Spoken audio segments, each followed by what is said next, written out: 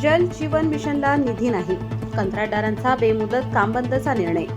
नाशिक जिल्ह्यात जल जीवन मिशन अंतर्गत सुरू असलेल्या कामांवर निधी अभावी संकट निर्माण झाले असून कंत्राटदारांनी बेमुदत काम बंद आंदोलनाचा मार्ग स्वीकारला आहे। महाराष्ट्र राज्य शासकीय पाणीपुरवठा कंत्राटदार संघटनेच्या वतीने 15 एप्रिल 2026 पासून सर्व कामे थांबवण्याचा निर्णय घेत जिल्हाधिकाऱ्यांकडे निवेदन सादर करण्यात आले। गेल्या 1.5 ते 2 वर्षांपासून जल जीवन मिशनच्या साठी आवश्यक निधी वेळेवर मिळत नसल्याची गंभीर बाब कंत्राटदारांनी मांडली आहे। मिळणारा निधी अपुरा ठरत असल्याने अनेक कामांची देयके प्रलंबित राहिली असून त्यामुळे कंत्राटदारांवर आर्थिक ताण वाढला आहे। निधी उपलब्धतेबाबत शासनाकडून स्पष्टता नसल्याने पुढील कामे सुरू ठेवणे अशक्य झाल्याचे संघटनेने स्पष्ट केले। संघटनेच्या म्हणण्यानुसार शासनाकडे वारंवार पाठपुरावा करूनही समस्यांकडे दुर्लक्ष होत असल्याने हा कठोर निर्णय घ्यावा लागला। आंदोलनादरम्यान सुरू असलेल्या नळ पाणी पुरवठा योजनांची देखभालही बंद ठेवली जाणार असल्याचे सांगण्यात आले आहे।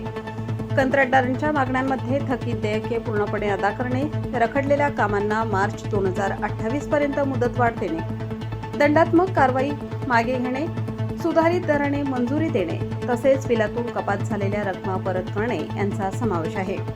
याशिवाय सुरक्षा अनामत रक्कम तात्काळ परत करणे, रखडलेल्या योजनांची जबाबदारी कंत्राटदारांवर न टाकणे, विमा कालावधी वाढवणे आणि निधी उपलब्ध होईपर्यंत कामासाठी दबाव न आणण्याची मागणी करण्यात आली आहे।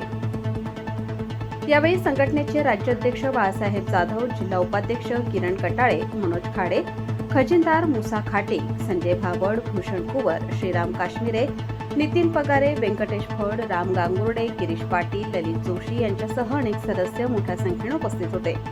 या आंदोलनामुळे जिल्ह्यातील जल जीवन मिशनच्या कामांवर मोठा परिणाम होण्याची शक्यता असून ग्रामीण भागातील पाणी पुरवठा योजनांवरही त्याचे परिणाम दिसून येऊ शकतात।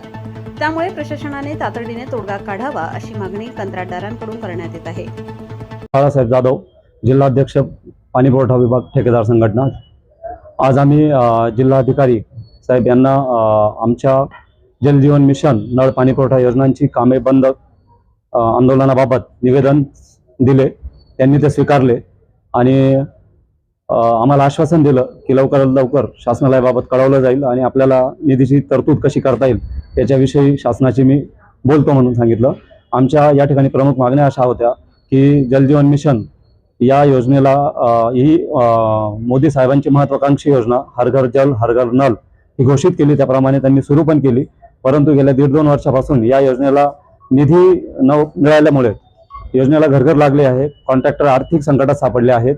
आम्ही बऱ्याचशा योजना या पूर्ण करून गावांना सुरळीत पाणीपुरवठा सुरू केलेला आहे।